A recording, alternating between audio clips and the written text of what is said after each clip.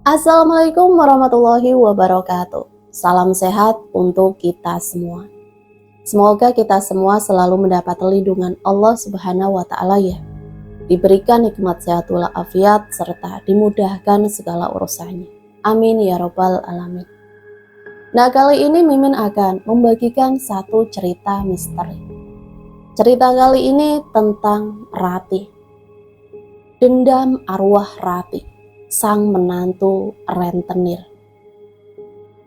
Seperti apa ceritanya? Mari kita mulai.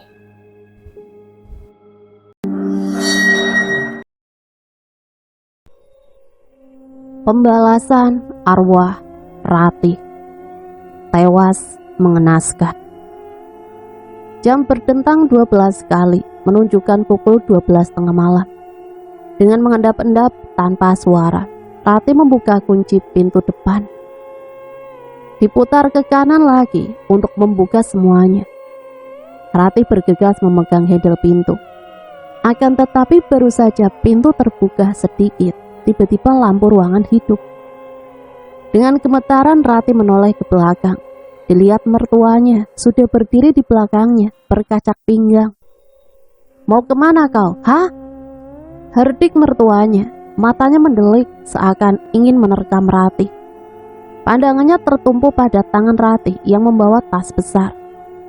"Oh, jadi mau kabur kau? Dasar perempuan tak tahu diri. Sini kau."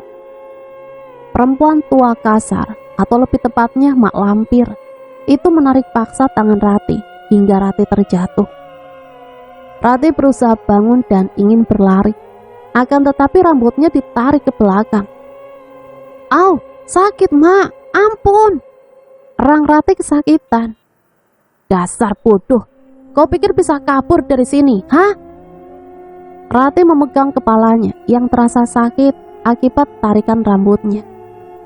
Ratih tak ada tenaga lagi untuk melawan. Mak lampir itu walaupun sudah tua, keriput, tapi mempunyai tenaga yang besar. Ratih sesegukan di lantai, hatinya sedih dan juga takut. Ratih berniat melarikan diri dari neraka itu. Tempat yang beberapa tahun itu begitu menyiksa raga dan batinnya. Ratih kerap mendapatkan pukulan dan siksaan. Tubuhnya penuh lebam biru, terkadang juga sundutan rokok, membekas. Selain itu, siksaan lain yang tak kalah perih adalah pelecehan yang diterima dirinya. Tiap malam Ratih harus memuaskan 3 orang lelaki di rumah itu, termasuk suami, ipar, dan ayah mertuanya. Sungguh kebiadaban yang tidak bisa ditoleransi akal. Ratih sudah tak kuat lagi menanggung malu dan hina dirinya dan berniat melarikan diri. Pagi itu Ratih menyusun rencana. Diperhatikan kegiatan tiap orang di rumah itu. Ratih dengan rapi menyembunyikan gelagat aneh dirinya. Dia tersenyum puas setelah yakin rencananya akan berjalan mulus.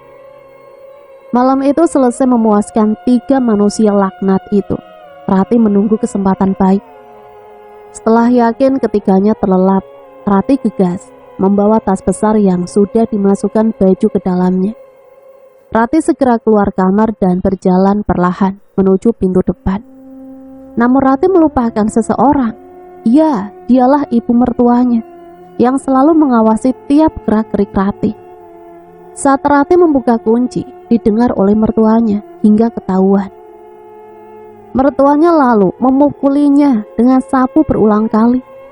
"Ampun, sakit mak, kumohon jangan pukuli aku." Teriakan Ratih yang kesakitan didengar semua penghuni rumah, hingga mereka terbangun. Suaminya Ratih yang bernama Bandot segera menghampiri sembari mengucek matanya yang masih mengantuk. "Ada apa ini ribut-ribut? Lihat istrimu ini, mau kabur tapi mak cegah." "Apa?" Bandot kaget lalu murka dan mendekati Ratih kemudian menampar pipinya. Bandot berulang kali menampar Ratih hingga wanita mungil itu terhuyung. Ratih merasakan perih di pipi akibat tamparan itu. "Mas, kumohon jangan pukuli aku mas. Aku udah gak kuat menerima ini semua." Ratih terduduk memegang kaki Bandot. Tanpa diduga, Bandot menunjang tubuh Rati hingga dia terjengkal. Tunjangan itu juga tepat mengenai ulu hati dan jantungnya. Tiba-tiba Rati merasa sesak dan merasakan jantungnya sangat sakit. "Mas, tolong aku sulit bernafas, Mas." Bandot dan emaknya hanya berdiri memandangi Rati. Mereka berpikir mungkin Rati hanya berpura-pura. "Cih, tak usah kau berpura-pura, perempuan sundal." Rati merasa geram dengan perlakuan mereka. Di saat merasakan sakit yang luar biasa, mereka tetap tidak menolongnya. Rati merasa sekarang adalah ajalnya. Sebelum benar-benar menutup mata, Rati sempat berkata lirih kepada keduanya, "Tunggulah pembalasanku." Rati merasa tercekat, nyawanya sudah di ujung kerongkongan. Menahan sakit akibat tarikan rohnya, dengan nafas tersenggal dan tinggal satu-satu. Akhirnya Rati terkulai dan menghembuskan nafas terakhirnya. Rati wafat dalam keadaan mata mendelik menatap tajam orang-orang di ruangan itu. Bandot akhirnya berlari ke arah Rati saat dilihatnya Rati sudah tidak bergerak lagi. Bandot gemetaran dan mengguncang tubuh Rati dan diperiksa denyut nadi dan nafasnya. Akan tetapi tubuh Rati sudah tidak bernyawa. "Bagaimana?" tanya Bapak Bandot. Bandot menggeleng lemas dan pucat. "Rati sudah tewas, dia mati di tanganku." Emak Bandot pun merasa ketakutan dan berkata lantang, "Kuburkan dia di halaman belakang, jangan sampai orang pun tahu tentang kejadian ini." Mereka berempat segera bekerja sama. Adik dan Bapak Bandot segera menggali lubang untuk mengubur. Sedangkan Bandot menyeret mayat Rati. Tidak ada hatinya terhadap istrinya sedikit pun. Hingga saat-saat terakhir masih memperlakukan jenazah Rati seperti itu. Bandot celingukan ke sana kemari untuk memastikan kondisi. Setelah dirasa aman, berjalan menuju lubang galian. Mayat Rati dilemparkan begitu saja ke dalam lubang. Sungguh manusia yang benar-benar sudah buta hati. Mereka mengubur Rati tak ubahnya seperti binatang, menimbun dengan tanah tanpa gundukan, hanya meratakan tanah kemudian ditumpuk batu di atasnya. 3 hari sudah Rati dikuburkan, tak seorang pun tetangga yang tahu kalau Rati sudah menghilang. Setiap tetangga yang lewat bertanya, selalu dijawab emak Bandot kalau Rati pulang kampung. Namun tetangga mereka curiga dengan jawaban emak Bandot. "Jeng, tadi malam aku melihat Rati di depan rumah, tapi katanya lagi pulang kampung." "Ah, masa sih, Jeng? Rati sudah 3 hari di kampung kok." "Bener, Jeng, bukan aku aja yang melihat. Ibu-ibu yang lain pada lihat juga kok. Bahkan Bu Ratna sempat menegur tapi Rati diam aja," cerocos Bu Broto. Mak Bandot yang tambah gelisah. Benarkah yang dibilang mereka kalau melihat Rati? Namun bagaimana mungkin Rati kan sudah mati? Lalu siapa yang dilihat mereka? Tiba-tiba Mak Bandot merinding, bergegas masuk ke dalam rumah lalu menutup pintu. Ibu-ibu di luar terheran melihat tingkah Mak Bandot. Mereka masih asik ngerumpi di depan. Mereka tak mendapat jawaban yang memuaskan. Mereka pun bubar, namun kemunculan Rati menjadi teka-teki bagi mereka. Malam itu Mak Bandot lagi sendirian di rumah, suaminya lagi di luar. Bandot mabuk-mabukan di kafe remang-remang, dan adik nongkrong bareng preman. Mereka bertiga tak ubahnya manusia sampah yang hidup hanya berfoya-foya. Suara pintu terbuka. Mak Bandot yang menatap TV berpikir mungkin suami atau anaknya pulang. Namun dia merasa heran kenapa tidak ada suara mereka. Mak Bandot menoleh ke pintu. Tidak ada siapapun, walau pintu itu sedikit terbuka. Ditatapnya pintu itu. Tiba-tiba di luar pintu, Mak Bandot seperti melihat Rati berjalan menjauh dari pintu. Mak Bandot segera berdiri dan menuju ke pintu. Mak Bandot keluar dan celingukan. Akan tetapi tidak lagi melihat Rati. "Ah, mungkin aja aku berhalusinasi," batin Mak Bandot merinding. Kemudian menutup pintu kembali dan masuk ke dalam rumah. Kita flashback dulu ya.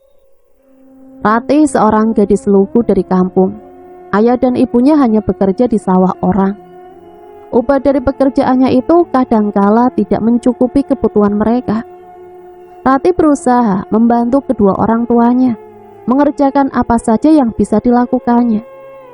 Bila ada orang yang memerlukan tenaganya, Ratih dengan cekatan mengerjakan seperti mencuci pakaian atau membantu panen di sawah. Upahnya Ratih berikan pada ibunya untuk menambah uang belanja. Dalam keadaan susah, Ratih tak pernah mengeluh sedikit pun. Apa saja makanan yang dimasak ibunya selalu dimakan. Yang penting bisa mengganjal perut. Suatu hari terjadi musim kemarau. Banyak sawah dilanda kekeringan. Bapak dan Ibu Ratih terpaksa dirumahkan karena tidak ada yang berhasil dipanen. Keuangan di rumah sudah semakin tipis. Ibu Ratih sudah mulai kebingungan. Ditambah bapak tiba-tiba jatuh sakit. Tidak ada uang untuk berobat. Ratih pun berpikir keras mencari dana buat berobat bapak. Dia berkeliling meminjam uang kepada tetangga dan kerabat. Akan tetapi mereka juga tidak bisa membantu. Karena saat itu semua dalam keadaan sulit. Kampung Ratih dalam keadaan kacau. Dan itu dimanfaatkan oleh orang kaya yang datang dari kota. Mereka meminjamkan orang kampung uang dengan bunga 20%. Cukup besar untuk ukuran keluarga miskin seperti Ratih. Namun karena tidak ada lagi jalan dan sakit bapak semakin parah, Ratih pun dengan nekat meminjam uang kepada rentenir. Bapak dan ibu awalnya tidak setuju. Akan tetapi setelah Ratih menjanjikan membayarnya dengan gajinya dengan bekerja di kota, akhirnya keduanya luluh. Ratih pergi ke tempat rentenir itu berada. Dengan takut-takut Ratih mengetuk pintu rumah. Seorang laki-laki berperawakan kekar dan gondrong keluar, menatap Ratih dari ujung kepala sampai kaki. Ada perlu apa? Ratih dengan gugup berkata, "Maaf, apakah Bu Bandot ada di rumah? Saya ingin pinjam uang." Lelaki di depan Ratih itu segera masuk ke dalam rumah, kemudian keluar lagi bersama perempuan tua yang tangannya tertenteng buku nota. "Silakan masuk." Tita perempuan tua itu yang tak lain adalah Bu Bandot. Setelah Ratih duduk, diutarakan niatnya. "Saya ingin pinjam uang, Bu, untuk berobat bapak saya." "Boleh saja, asal kamu bisa melunasinya. Bunga yang mesti kamu bayar adalah 20%. Apakah kamu sanggup?" Ratih mengangguk dengan suara lirih, namun jelas Ratih berkata akan melunasinya. "Saya akan bekerja di kota, tiap gajian akan saya cicil sampai lunas." "Baiklah, kamu harus bisa melunasinya. Jika tidak, akan aku ambil semua harta orang tuamu sebagai gantinya." Kerta Bu Bandot. Nyali Ratih menciut begitu mendengar perkataan Bu Bandot. Akan tetapi tidak ada lagi jalan keluar. Yang terpenting sekarang adalah menyembuhkan bapak dulu. Ratih terdiam sesaat memikirkan ancaman Bu Bandot. "Bagaimana? Setuju kan?" Bandot yang mendengar tawaran itu berbisik ke telinga emaknya. Entah apa yang dibisikkan, Ratih tidak mengetahuinya. Bu Bandot mengangguk-angguk, kemudian memperhatikan seksama tubuh Ratih. Perawakan Ratih mungil, rambut panjang dan kulit putih. Wajahnya lumayan cantik. Wajar jika Bandot menginginkannya menjadi istri. Ratih yang dilihat Bandot dengan tatapan mesum segera memalingkan wajahnya. Hatinya berdebar kencang dan takut kalau dirinya tiba-tiba dinodai. Namun dia lega saat Bu Bandot keluar membawa uang 5 juta untuk membiayai bapaknya berobat. "Ingat, setiap awal bulan wajib kamu setor sebanyak 1 juta. Ditambah bunga 200.000. Jika sampai telat, maka kami tak segan-segan mendatangi rumah orang tuamu."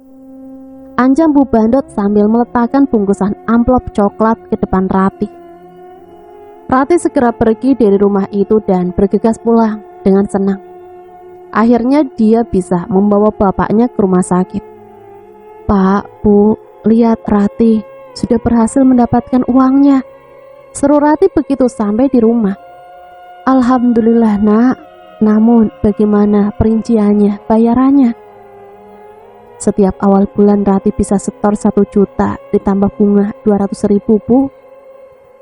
Ibu yang mendengar merasa lututnya lemas. Ya Allah, Nak, banyak banget. Apakah kamu sanggup melunasinya? Bapak ikut sedih, kemudian dengan terbatuk-batuk bangun. Ibu segera memegang dan mendudukkan Bapak. Nak, pulangkan saja uangnya. Bapak tidak apa-apa. Bapak ikhlas kalau memang tidak bisa sembuh. Bapak bersyukur sudah dikasih Allah umur sampai sekarang. Rati dan ibu menangis mendengar penuturan Bapak. Bapak tidak boleh ngomong begitu. Rati akan berusaha. Izinkan Rati untuk berbakti pada Bapak dan Ibu. Ujar Rati sesegukan di pelukan Bapak. Ibu tak kuasa melihat Bapak dan anak saling pelukan sedih. Kemudian menghapus air matanya dengan ujung kebayanya. Ibu mengelus punggung anak semata wayangnya dengan lembut. Rati, Bapak dan Ibu sungguh memahami niat baktimu. Namun jika kamu tidak sanggup, jangan dipaksa, Nak. Rati menggeleng dan tetap memantapkan hati. 2 hari lagi Rati akan ke kota bekerja, Bu. Jadi sekarang kita siapkan dulu baju Bapak dan kita bawa ke rumah sakit. Setelah semua persiapan final, berangkatlah mereka ke rumah sakit Sentosa. Dokter segera memeriksa Bapak dan mengatakan Bapak terkena paru-paru basah. Ibu dan Rati kaget dan tidak menyangka penyakit Bapak berat. Ibu menjaga Bapak di rumah sakit, sementara Rati menyiapkan bekal dan keperluannya selama bekerja di kota. Ada sedikit tidak rela di hati Rati, meninggalkan Bapak dan Ibu di kampung. Namun keadaan yang memaksa Rati harus bekerja keras demi keluarga tercinta. Aku harus kuat, semua ini demi masa depan yang lebih baik. Batin Rati berusaha tegar. Di kota Rati bekerja sebagai ART dengan gaji sekitar 2 juta per bulan. Terlampau sedikit karena Rati salah memilih majikan. Selain pelit, majikan Rati juga cerewet. Namun Rati tetap bersyukur bisa mendapatkan pekerjaan. Awal gajian bulan pertama dikirim Rati ke kampung. Semua uang gajian diserahkan pada ibunya.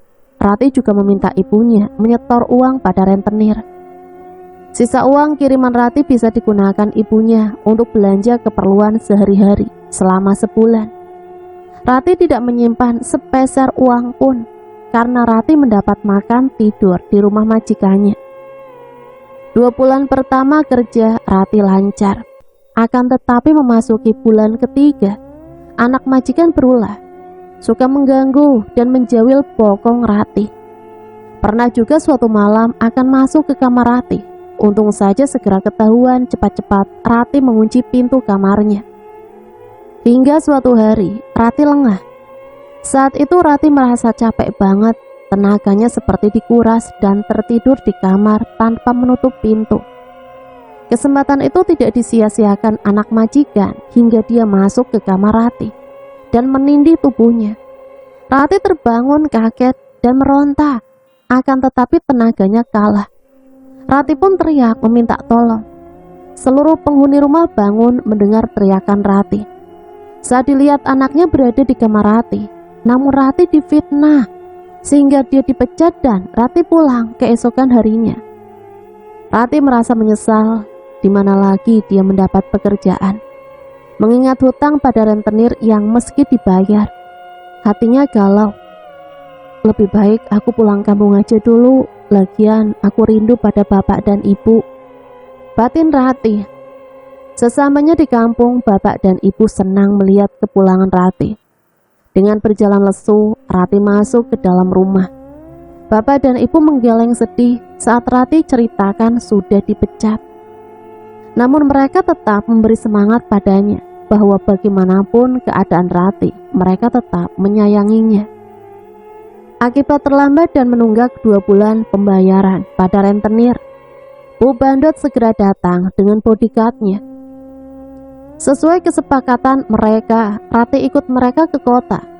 Bapak dan Ibu kaget tidak percaya. Rati menjelaskan, dulu kesepakatannya apabila Rati tidak sanggup bayar lagi, rumah orang tuanya akan diambil. Namun Rati tidak sampai hati. orang tuanya akan tinggal di mana. Jadi Ratih memilih kesepakatan lain, yaitu ikut mereka untuk dijadikan mantu. Bapak dan ibu melepaskan Ratih dengan berat hati. Bapak menyalahkan dirinya yang sudah mengorbankan Ratih.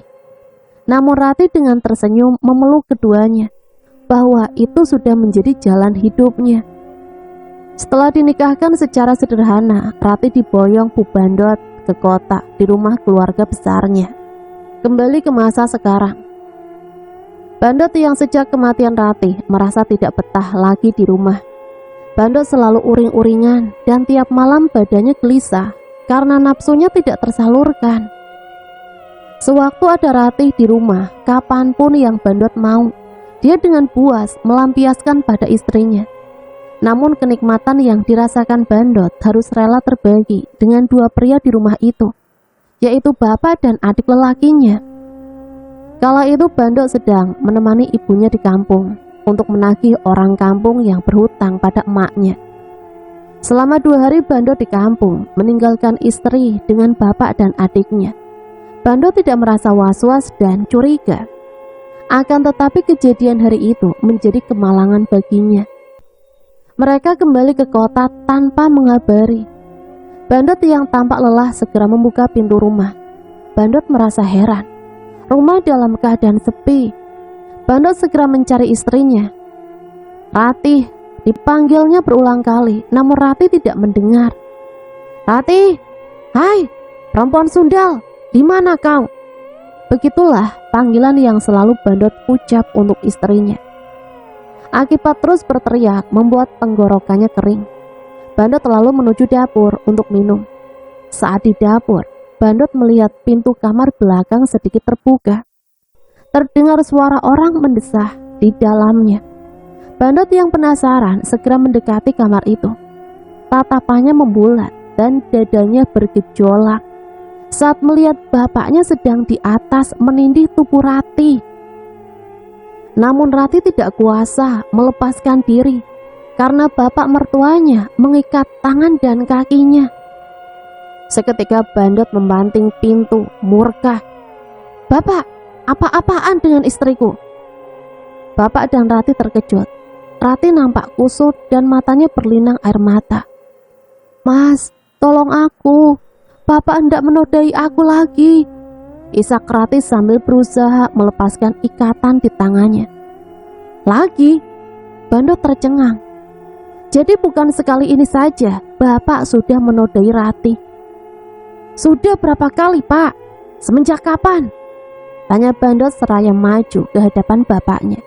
Bapaknya mundur ke belakang dan coba menjelaskan. Semenjak kau bersama ibumu ke kampung, sudah 2 kali Bapak memperoleh kepuasan dari Ratih. Tawa bapaknya itu dengan senang. Mak Bandot yang tiba-tiba sudah ada di situ merasa terkejut, kemudian menampar suaminya. Dasar tua bangka, menantu pun diembat, tak tahu malu. Bekik Mak Bandot meradang. Sambil memegang pipinya yang perih, Pak Bandot menatap sinis pada istrinya. Hai perempuan jalang, kau itu udah tua, aku tak nafsu lagi melihatmu. Mak Bandot yang dikatakan suaminya seperti itu murka, kemudian memukuli badan Pak Bandot dan segera ditepisnya.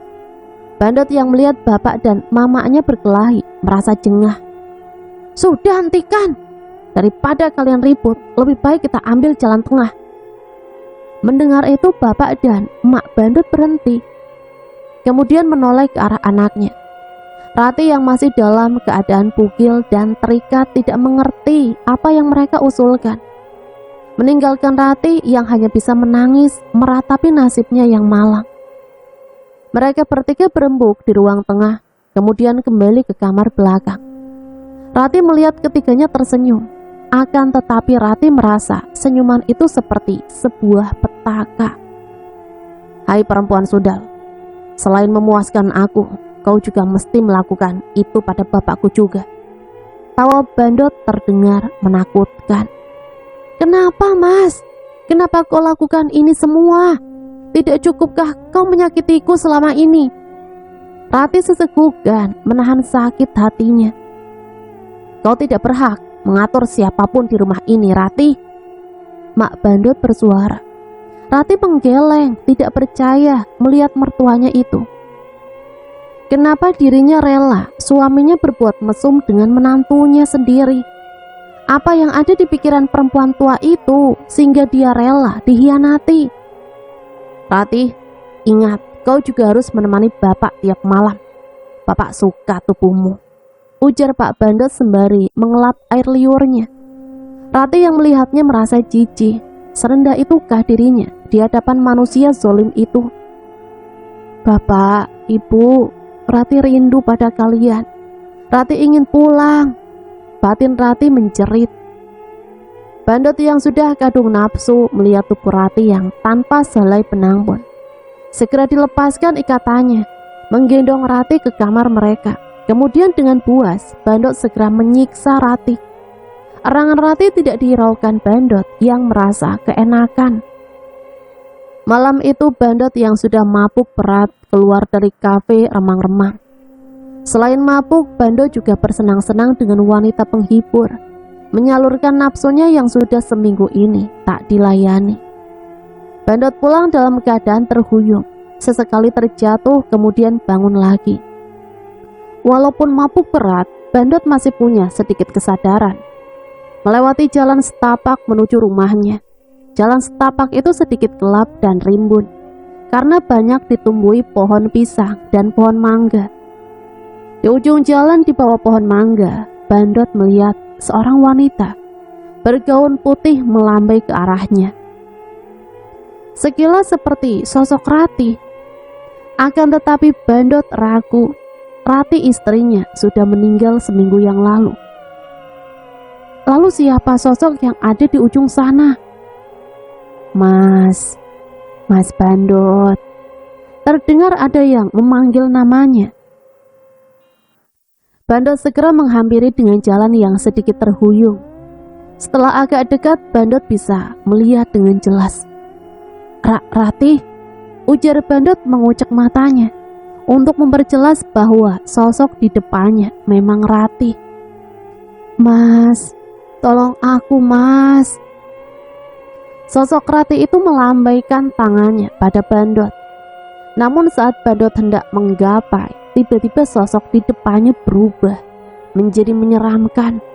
Wajahnya berubah, bola matanya mendelik seakan mau keluar, persis seperti Rati saat meninggal.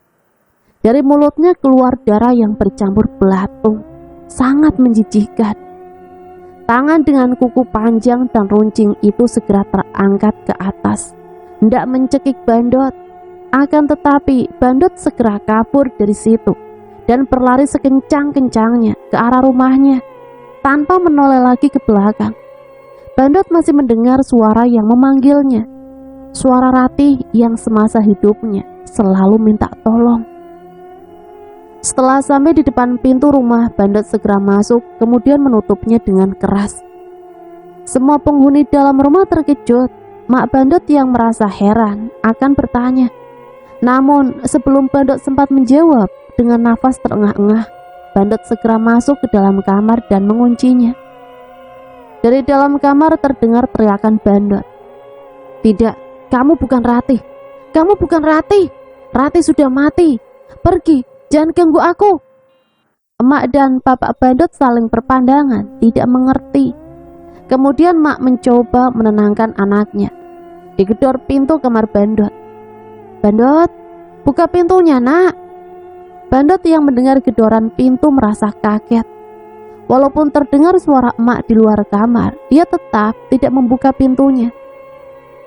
Bandot menggigil di atas ranjang sambil berselimut, mengedarkan seluruh pandangannya di kamar. Tiba-tiba kain jendela kamar berterbangan seperti tertiup angin. Bandot melihat ada bayangan di luar jendela, sosok seperti Rati. Bayangan itu bergerak mendekat. Mas, tolong aku. Suara itu terdengar lagi. Pergi, jangan ganggu aku. Kau sudah mati, Rati. Teriak Bandot mundur, kemudian duduk meringkuk di bawah ranjang. Mendengar Bandot yang terus berteriak di dalam kamar membuat Mak Bandot khawatir. Entah apa yang terjadi pada anak sulungnya itu. Sejak kematian menantunya, hidup Bandot tidak karuan. Tiap hari hanya mabuk-mabukan kerjanya dan pulang ke rumah dengan keadaan teler. Sesaat dirasa sunyi tanpa suara Bandot, Mak Bandot segera menyuruh suaminya agar mendobrak pintu. "Pak, lekas dobrak pintu ini. Aku khawatir terjadi sesuatu pada anak kita." "Oke Bu, mundur biar Bapak dobrak," titah Pak Bandot. Mak Bandot segera mundur dengan cemas. Pak Bandot siap mengambil ancang-ancang. Akhirnya pintu terbuka. Mak Bandot segera berlari masuk. Dilihatnya Bandot meringkuk di bawah ranjang dalam keadaan diam. Cepat-cepat Mak Bandot menghampirinya. Nak, kamu tidak apa-apa?" tanya Mak Bandot sembari menepuk pipi Bandot. Bandot tetap diam, tak menggubris panggilan emaknya.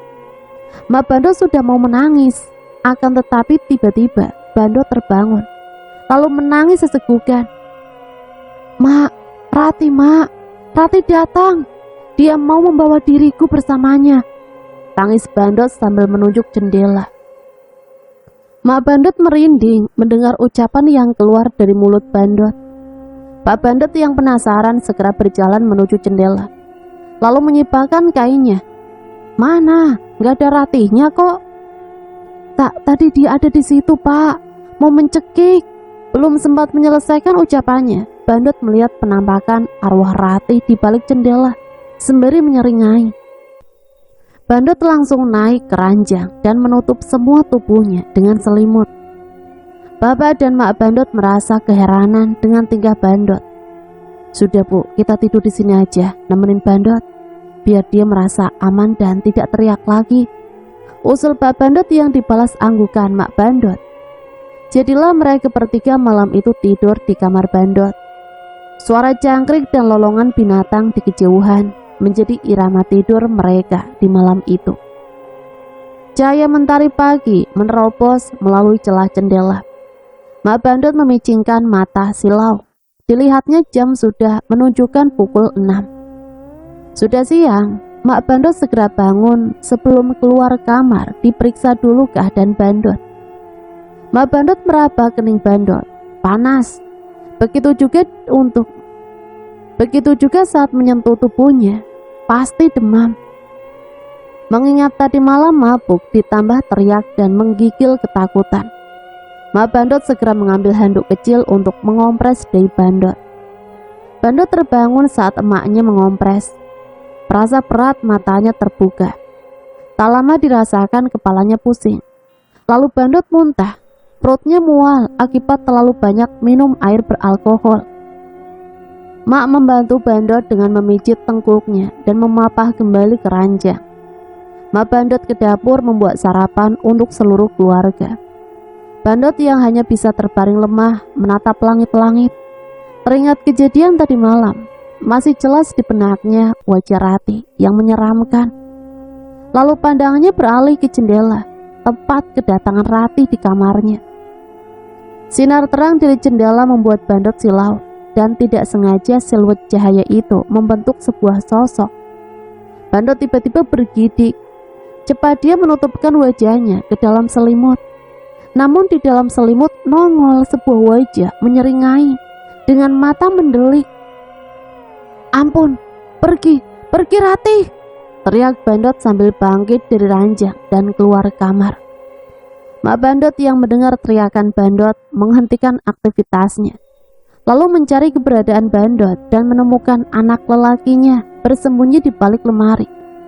Mak Bandot meraih anaknya ke dalam dekapannya. "Bandot, kemari Nak, sudah tidak apa-apa," ujar Mak menepuk pundak Bandot. Bandot tidak berkata apa-apa, hanya ketakutan dalam pelukan emaknya. Mak Bandot merasakan tubuh anaknya gemetar. Walaupun Bandot bertubuh kekar, tapi dia seorang penakut. Mak Bandot mendudukkannya di kursi, lalu beranjak ke dapur. Tapi Bandot menarik tangan maknya. "Jangan tinggalkan Bandot, Mak. Bandot takut." "Sedikit lagi siap, Mak tinggal menggoreng tempe. Nanti setelah sarapan, Mak bawa kamu ke dokter." Bandot mengangguk dan menunggu maknya selesai masak. Duduk bertumbuh di kursi dengan dua kaki, matanya celingukan ke seluruh ruangan. Takut jika tiba-tiba muncul arwah Ratih. Selesai masak, Mak membawa Bandot sarapan. Dilihatnya Bandot sudah tertidur di kursi. Mungkin dia kelelahan. Mak Bandot merasa kasihan lalu dibangunkannya. "Nak, bangun, sarapan dulu terus kita ke dokter." Bandot mengangguk dan makan sedikit walau tidak selera. Mak memapah Bandot ke wastafel, mencuci muka dan menggosok gigi. Lalu Mak memesan taksi online. Setelah taksi tiba, segera mereka berangkat ke rumah sakit. Dokter yang memeriksa Bandot terlihat menggelengkan kepalanya. Mak Bandot penasaran, bertanya, "Sakit apa, Dok, anak saya?" "Apakah anak ibu suka menenggak minuman keras?" "Benar, Dok. Lambung kamu luka, kali ini sudah mengenai liver. Jadi jangan ulangi lagi, pastikan asupan makanan." Mak dan Bandot saling berpandangan. Mak menundukkan wajah sedihnya. Dokter lalu melanjutkan, "Selain itu, anak ibu mengalami depresi berat. Usahakan jangan banyak pikiran dan pergilah refreshing biar badan dan hati menjadi segar dan tenang." "Terima kasih, Dok, kami pamit dulu," kata Mak Bandot dan lalu keluar dari kamar. Setelah menebus obat, mereka pun pulang. Di dalam perjalanan Bandot hanya diam membisu. Mak tahu pasti Bandot shock dengan ucapan dokter tadi. Sambil menggenggam tangan Bandot, Mak berkata, "Nak, menginaplah di Villa Puncak sampai kamu sembuh. Jangan pikirkan apapun, juga mendiang istrimu." Bandot menoleh dan mengangguk. Ya, mereka punya sebuah villa keluarga. Jika mereka buat acara, selalu mengadakan di villa itu. Villa itu kosong, tidak ada yang menempati. Hanya 2 orang pembantu yang ditugaskan merawatnya, Mbok Nar dan Pak Tejo. Sedangkan rumah yang mereka tempati sekarang, itulah semua keluarga berkumpul. Apalagi semenjak Bandot menikah dengan Ratih, adik Pontot yang bernama Anto biasanya suka berkeliaran dan jarang di rumah. Dia menjadi betah di rumah. Selain ramai, dia juga mendapatkan kepuasan dari Ratih. Hal yang tidak disangka dan tidak diketahui Bandot, karena Ratih tidak berani memberitahukan Bandot. Anto mengancam akan membunuh apabila Ratih memberitahukan pada kakaknya.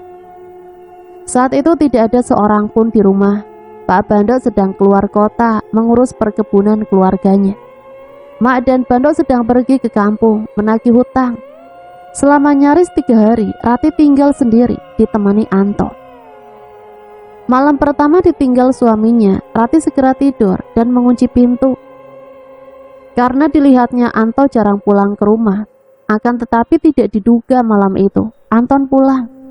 Setelah membukakan pintu, Anton yang sedikit mabuk melihat Ratih memakai baju tidur yang seksi dan tipis, membangkitkan nafsunya, kemudian menarik Ratih ke sofa. Ratih meronta dan mencoba melepaskan diri. Akan tetapi tenaganya yang kecil tidak bisa menolongnya. Di sofa ruang tamu, Anto menggauli kakak iparnya dengan sadis. Ratih hanya bisa menangis dan pasrah. Selama 3 hari Anto mengulangi aksi bejatnya. "Diam, jangan bilang pada siapa-siapa kalau aku telah menikmatimu. Kalau tidak, aku akan membunuhmu." Semenjak kepergian Ratih dari rumah, Ibu Ratih jatuh sakit. Dia tidak menyangka anaknya harus menanggung beban yang berat.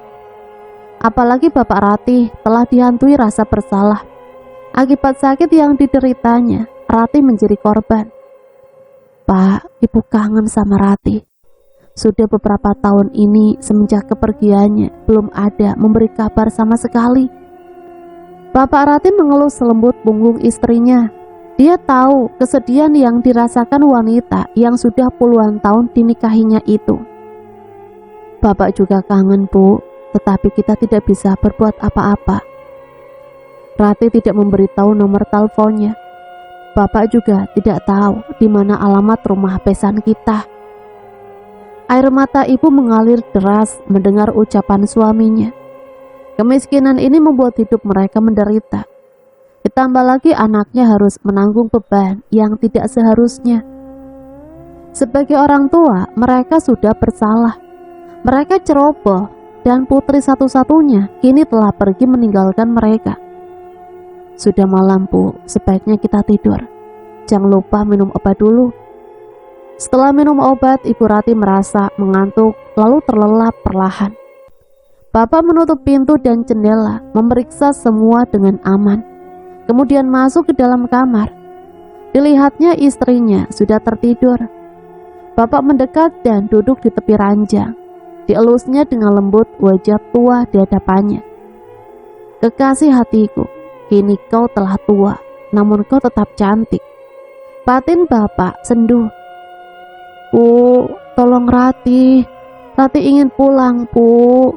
Rati kangen ibu dan bapak. Isak Rati sesegukan. Rati, ibu dan bapak juga kangen, Nak. Di mana kamu sekarang? Pulanglah, Nak. Saut ibu terisak juga. Saat akan menggapai Rati, ibu mengangkat kedua tangannya. Akan tetapi Rati semakin menjauh. Rati, jangan pergi, Nak. Rati. Bu, ibu bangun, Bu. Ujar bapak menepuk pipi ibu.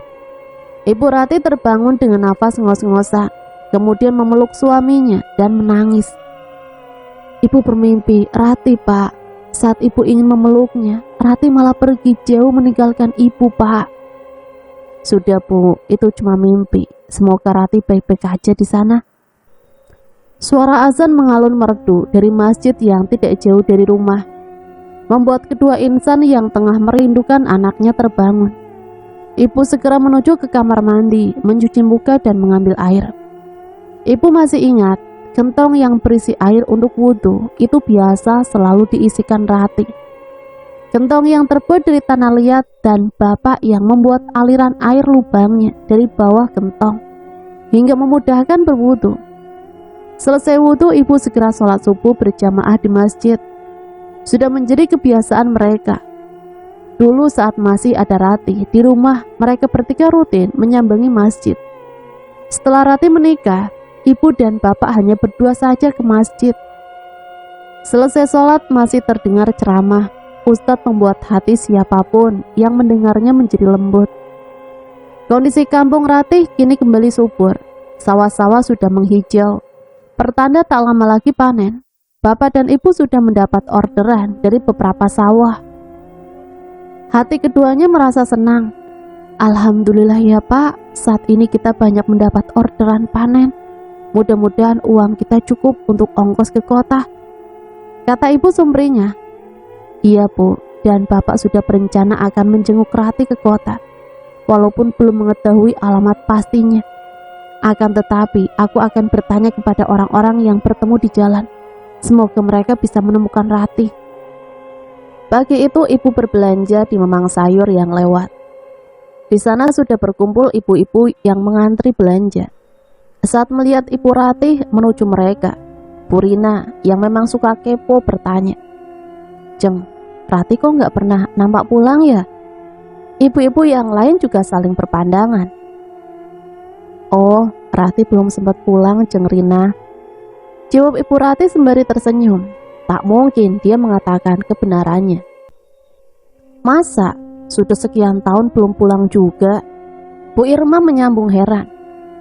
Mungkin Rati sibuk di sana, apalagi mertuanya kan kaya, punya perkebunan, kata ibu masih bersabar. Tapi Jeng, hati-hati lu. Siapa tahu Rati di sana hanya dijadikan pembantu.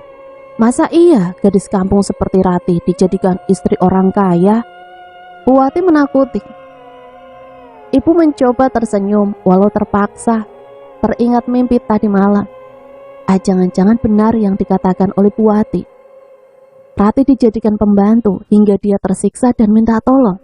Gumam ibu dalam hati. Jeng, kok jadi ngelamun? Sudah, jangan didengarkan kata mereka. Hibur Bu RT. Ibu tersadar, kemudian dengan cepat memilah sayur yang akan dibeli. Tanpa pamit segera ibu pulang. Ditahankan air matanya supaya tidak jatuh. Ibu tidak ingin kesedihannya diketahui orang lain. Cukuplah hanya ibu yang tahu keadaan Rati di sana. Ibu masuk ke dalam lalu menangis sejadi-jadinya. tak rela anaknya dikatakan orang seperti itu. Bagaimanapun semua kesalahan mereka sebagai orang tua hingga Ratih mendapat siksaan. Ibu menghapus air matanya dan melihat jam sudah menunjukkan pukul 9. Sebentar lagi bapak pulang dari sawah. Ibu menuju dapur untuk memasak. Selesai masak, ibu menyiapkan nasi dan lauk pauk di meja. Saat menyeduh teh panas, tiba-tiba gelas terjatuh. Ya Allah, ada apa ini? Apa yang terjadi? Batin ibu dengan perasaan tak enak. Bapak yang baru tiba mendengar bunyi gelas jatuh segera masuk ke dalam rumah.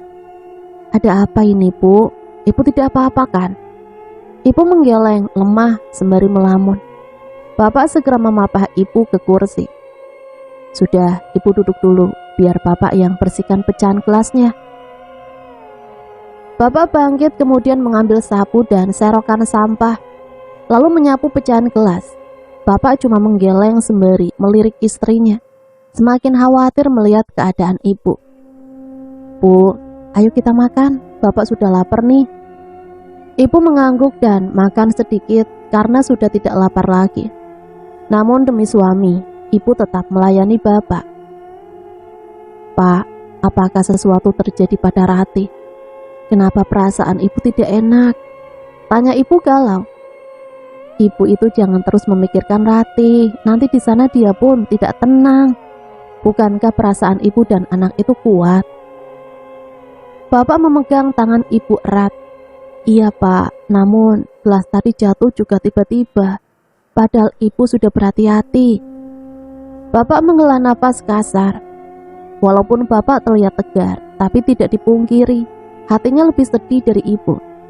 Bapak telah membujuk dan menghibur ibu bila ibu terus menanyakan Ratih. Malamnya ibu bermimpi lagi. Kali ini Ratih datang pada ibu sembari menangis, meminta maaf. Ibu, maafkan Ratih, selama ini tidak pernah pulang menjenguk ibu dan bapak. Ratih tidak akan kembali lagi, Bu. Ratih, tunggu ibu, Nak. Jangan tinggalkan ibu, Nak. Ibu terus menangis dalam mimpinya. Namun yang membuat ibu heran, Ratih memakai gaun putih dengan luka lebam di seluruh tubuhnya. Ya Allah, kenapa dengan tubuhmu, Nak? Apa yang telah terjadi dengan dirimu? Ibu membuka matanya dan tak terasa dari matanya keluar air mata. Begitupun dalam mimpi itu, hingga terbawa di alam nyata. Ibu terisak dalam tidurnya. Sesekali mengelap sisa air mata dengan selimut. Bapak yang mendengar isakan ibu terbangun, kemudian duduk dan melihat istrinya sedang menatap langit-langit sembari menangis. Ibu kenapa? Apakah bermimpi Ratih lagi? Ibu mengangguk tanpa menatap suaminya. Kemudian dengan suara lirih berkata, Ibu mimpi Ratih, Pak. Ratih bilang dia tidak akan kembali lagi. Itu cuma mimpi, Bu. Ibu terlalu merindukan Ratih, jadinya berpikir yang tidak-tidak. Tapi mimpi itu nyata, Pak. Ibu melihat Ratih memakai gaun putih dan seluruh tubuhnya lebam, penuh luka, Pak. Ibu khawatir terjadi apa-apa dengan Ratih. Bapak yang mendengar ucapan ibu berpikir, mimpi itu selalu datang. Apa mungkin pertanda buruk? Bapak menjadi gelisah dan mencoba untuk menenangkan diri. Namun tiba-tiba terdengar suara pintu terbuka sendiri. Bapak terkejut, takut ada maling masuk. Bapak segera beranjak dan berjalan perlahan membuka pintu kamar. Keluar dari kamar, Bapak celingukan, mengedarkan pandangannya ke seluruh ruangan. Akan tetapi tidak ada seorang pun. Apa mungkin maling itu di dapur? Kemudian Bapak berjalan menuju dapur, menghidupkan lampu dan di dapur juga tidak ada siapa-siapa. Saat Bapak akan kembali ke ruang tamu, sekilas Bapak melihat bayangan perempuan bergaun putih sedang melayang menuju pintu depan. Bapak menajamkan matanya dan yakin itu persis sosok Ratih, anaknya. Ratih? Sosok yang dipanggil Ratih itu menoleh. Kini Bapak bisa dengan jelas melihatnya. Sosok di depannya memang Ratih. Ratih, kamu pulang, Nak. Bapak dan Ibu sangat merindukanmu, Nak. Sosok itu tidak berbicara, tapi dari matanya menangis. Bapak yang melihatnya ikut sedih, kemudian berjalan maju mendekati sosok itu.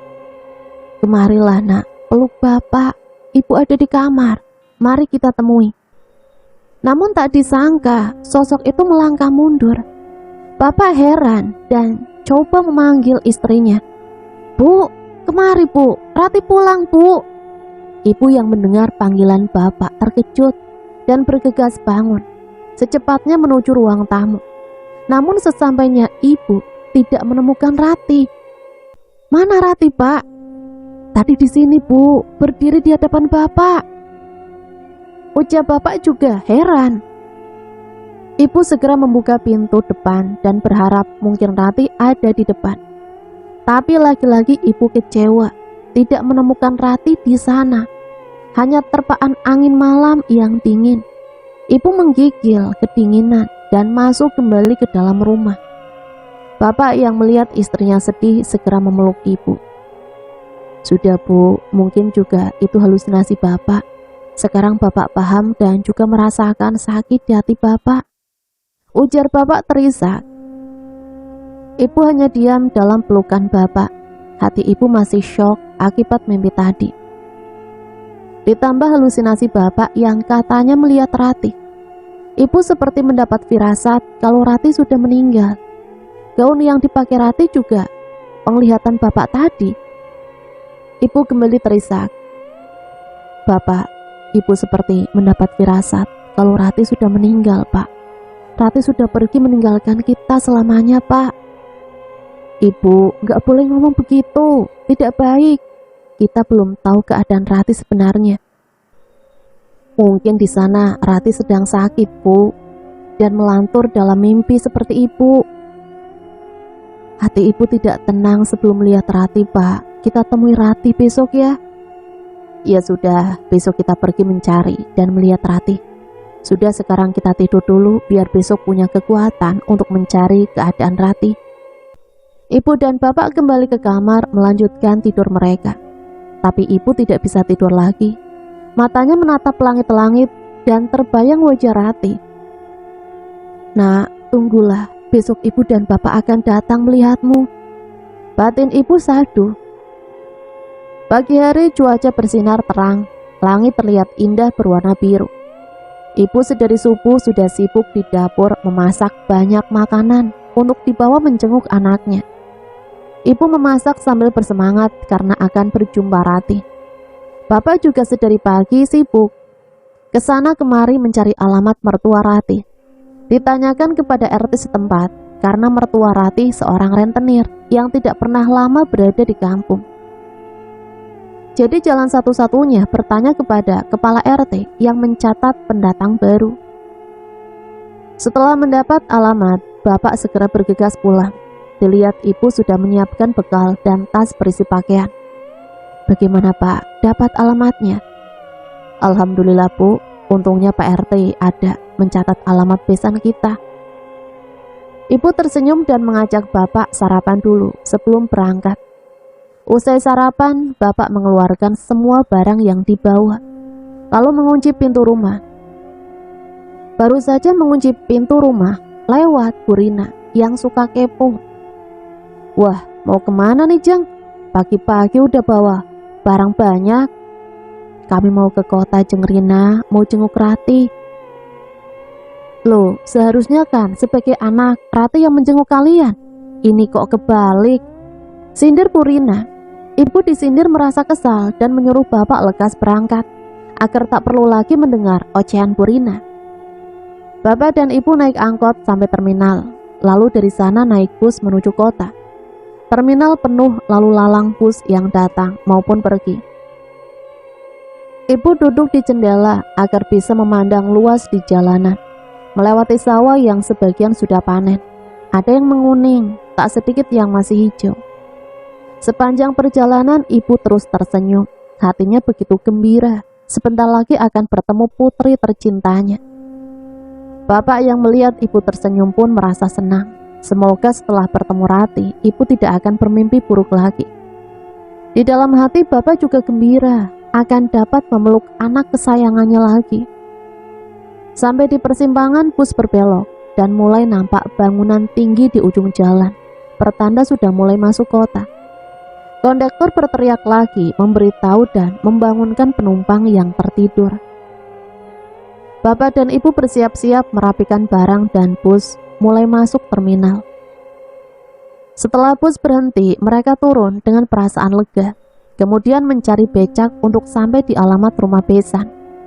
Tukang becak manggut-manggut saat bapak menunjukkan alamat. Becak berhenti tepat di rumah besar dan tingkat. Bapak dan ibu terkagum-kagum, merasa putri mereka beruntung telah dinikahi orang kaya. Tukang becak membantu menurunkan barang dan bapak segera memberi ongkos. Begitu becak pergi, bapak segera memencet bel di gerbang rumah. Tak lama kemudian pagar terbuka, Mak Bandot membuka pagar. Akan tetapi saat dilihat tamunya adalah orang tua Ratih, dia terkejut. Mak Bandot tidak menyangka orang tua Ratih datang tanpa mengabari dahulu. Namun bukan Mak Bandot namanya kalau tidak bisa berakting. Dengan pura-pura senang disambutnya kedatangan besannya.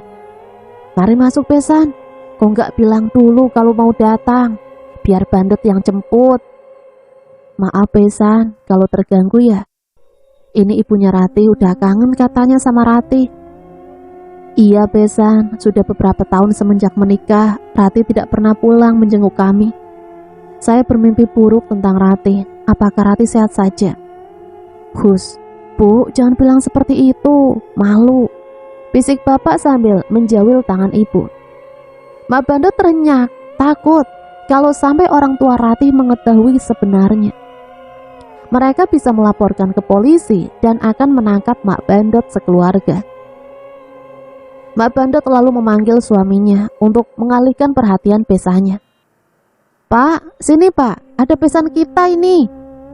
Pak Bandot datang dengan tergopoh-gopoh melihat orang tua Ratih dan Pak Bandot mengernyitkan dahinya. Seperti Mak Bandot tadi, takut ketahuan juga. Namun dengan senyum yang dipaksakan, Pak Bandot menyambut tamunya. "Loh besan, jauh-jauh datang dari kampung, kok nggak ngabarin? Biar kita bisa jemput," kata Pak Bandot sembari membantu membawa barang besannya. "Nggak apa-apa besan, kita tidak mau merepotkan kalian. Kami tahu kalian orang sibuk." Setelah bapak dan ibu Ratih masuk dan duduk di sofa, Mak Bandot izin ke belakang, membuat minum. Pak Bandot menyusul istrinya, kemudian di dapur berbisik-bisik. "Bu, gimana nih? Kita menutupi soal Ratih." "Bapak diam aja, biar aku yang bilang pada mereka. Tapi bapak mendukung apa yang aku katakan nanti." Tita ibu yang diiyakan dengan anggukan bapak. "Oh ya, itu kamar Ratih, akan kubersihkan dulu. Mana tahu mereka mau melihat, biar tidak curiga. Bapak kesana dulu, temani mereka bicara." Sementara itu bapak dan ibu Ratih menatap sekelilingnya. Ruang tamu yang besar, diisi sofa yang empuk dan lemari kaca besar. Beberapa guci besar maupun kecil berjejer rapi di lemari. Sungguh mewah sekali rumah ini, beda dengan gubuk mereka di kampung. Melihat besannya datang, bapak dan ibu segera menjaga sikap dan tersenyum. "Gimana besan? Apa capek perjalanan kemari?" "Enggak kok Pak, malah kami senang." Bahkan ibu Ratih terus tersenyum sepanjang jalan. Bagiannya seperti ingin ketemu anaknya. "Benar Pak, bahkan saya ada bawa banyak makanan untuk Ratih. Pasti Ratih kangen juga masakan ibunya," ujar ibu sambil meletakkan rantang susun di atas meja. "Besan, gak usah repot-repot. Datang aja cukup. Ratih di sini banyak makan, tidak kekurangan." Ibu Ratih celingukan mencari keberadaan Ratih. Merasa aneh sedari tadi tidak menampakkan batang hidungnya. "Ratih kemana ya Pak Besan?" "Ratih di villa sama Bandot. Beberapa hari lalu sibuk, Bandot sampai jatuh sakit. Jadi mereka ke villa untuk menenangkan diri sambil liburan," jawab Mak Bandot tiba-tiba keluar dari dapur sembari membawa nampan berisi minuman. Tentunya berbohong dengan mengatakan Ratih di villa. Bapak dan ibu Ratih manggut-manggut tersenyum. Akan tetapi ibu sedih tidak bisa bertemu Ratih. Mak Bandot yang menyadari reaksi wajah keduanya segera berkata, Maaf Besan, kalau Besan mau bisa masuk ke kamar Ratih untuk melepas rindu.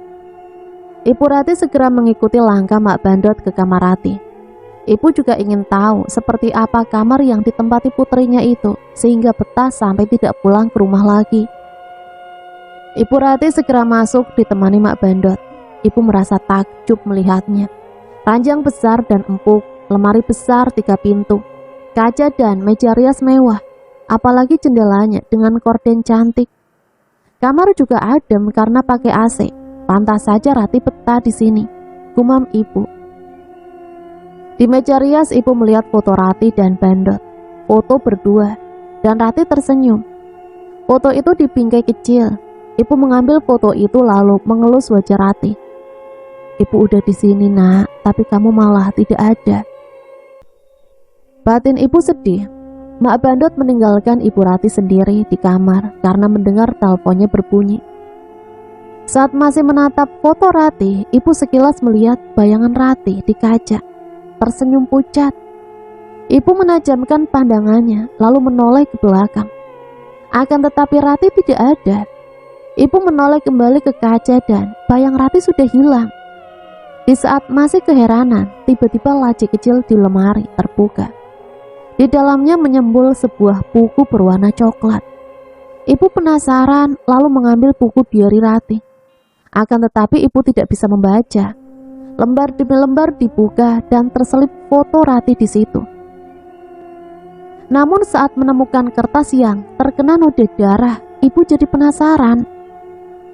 Diciumnya kertas bernoda itu dan memang ada aroma darah yang sudah amis.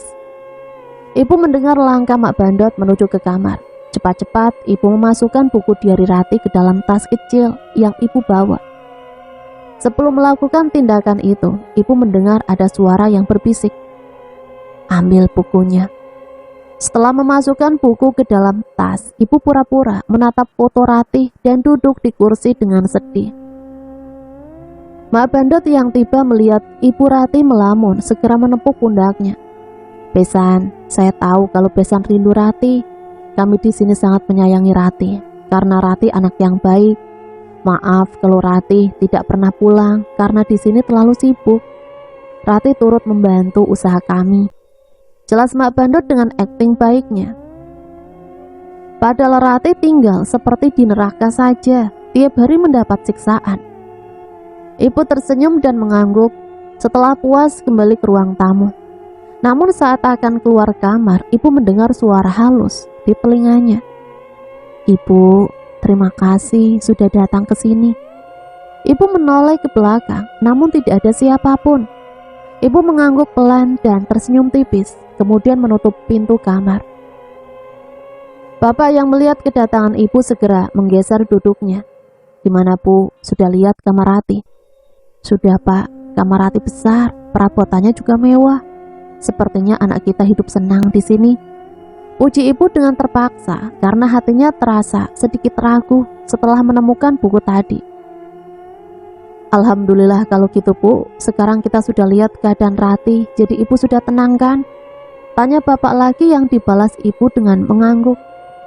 "Maaf ya Besan, kemarin tidak berjumpa Ratih. Andai Besan kasih kabar, maka kami akan menyuruh Ratih pulang." "Oh tidak apa-apa Besan, lain kali kami akan datang menjenguk lagi. Titip salam saja buat Ratih dan Bandot. Semoga anak Bandot lekas sembuh," ucap bapak sumringah. "Amin." "Kalau gitu kami pamit pulang dulu, masih ada kerjaan yang belum diselesaikan soalnya," kata bapak sembari beranjak bangun. "Titip makanan ini untuk Ratih ya Besan." Ibu menyerahkan rantang susun yang berisi makanan. Mak Bandot menerimanya dengan senang, tanpa susah harus masak lagi. Bapak dan Ibu Ratih keluar rumah dihantar sampai pagar oleh besannya. Ibu masih sempat menoleh ke belakang, dan saat memandang ke atas jendela kamar Ratih, ibu melihat bayangan Ratih melambaikan tangan. Wajahnya sedih dan mengalir air mata. Ibu tertegun dan membalas lambaian tangan Ratih. Semua heran melihat kelakuan Ibu Ratih dan turut menatap ke atas. "Ibu melihat dan melambai pada siapa?" tanya bapak heran. "Ibu Ratih Pak, dia berdiri di jendela." Jawab ibu tersenyum. Bapak dan Mak Bandot ketakutan dan tersenyum kecut saat mendengar ibu berkata seperti itu. Bapak cepat-cepat menarik tangan ibu dan menyetop becak, kemudian pamit pada Pak Besan dan Bu Besan. Bapak dan Mak Bandot segera menutup pagar dan sebelum masuk rumah, keduanya berbarengan menatap jendela atas. Akan tetapi tidak melihat apapun. Sejurus kemudian keduanya merinding dan meninggalkan tempat itu. Sejak kedatangan orang tua Ratih, Mak Bandot merasa was-was. Tetapi syukurlah Besanya tidak sampai curiga. Penjelasan demi penjelasan dijabarkan demi menutup kebusukan di rumah itu. Rumah itu kini lenggang. Mak Bandot tak memungkiri kalau saat ini merasa kesepian di rumah. Pak Bandot sering pergi mengurus perkebunan. Bandot istirahat sementara di villa, sementara anak bungsunya, jangan ditanya, seharian selalu keluyuran di luar. Tak ada yang bisa dikerjakan Anto, kesenangannya bergaul dengan preman, terkadang juga sampai mabuk-mabukan. Pulang dalam keadaan teler, sampai di rumah selalu diomelin Mak Bandot. Begitulah sampai dalam keadaan mabuk, Anton meracau tak jelas memanggil Ratih. Ratih, oh Ratih, kemarilah sayang, aku kangen tubuhmu. Mak Bandot yang mendengarnya merasa heran, menampar pipinya dan bertanya yang dijawab Anton dengan tertawa. Mak, aku sudah mencicipi tubuh Ratih. Aku puas. Mana Ratih, Mak? Aku kangen tubuhnya. Bagi disambar petir, Mak mendengar ocehan Anto. Jadi selama ini Anto juga ikut menodai Ratih. Kenapa tidak ada yang tahu dari mereka seorang pun? Anto, sadar nak. Hal ini jangan sampai tahu Bandot kakakmu. Kamu harus tutup mulut. Kejam Mak. Namun Anto sudah tertidur pulas. Walaupun Mak Bandot tahu cukup Bandot dan suaminya saja yang mendapat kenikmatan dari Ratih. Namun jika Anto turut juga, Mak khawatir Bandot akan murka. Dulu saat ketahuan suaminya sedang bermain dengan menantunya, Bandot sampai mengancam bapaknya. Akan tetapi Pak Bandot mengiming-imingi penghasilan perkebunan akan diserahkan pada Bandot setengahnya. Jadilah Bandot mengizinkan bapaknya ikut puas menikmati tubuh istrinya. Sedangkan Mak Bandot mendapat ancaman, jika melarang maka Mak Bandot akan diusir dari rumah. Mak Bandot tidak mau hidup gelandangan.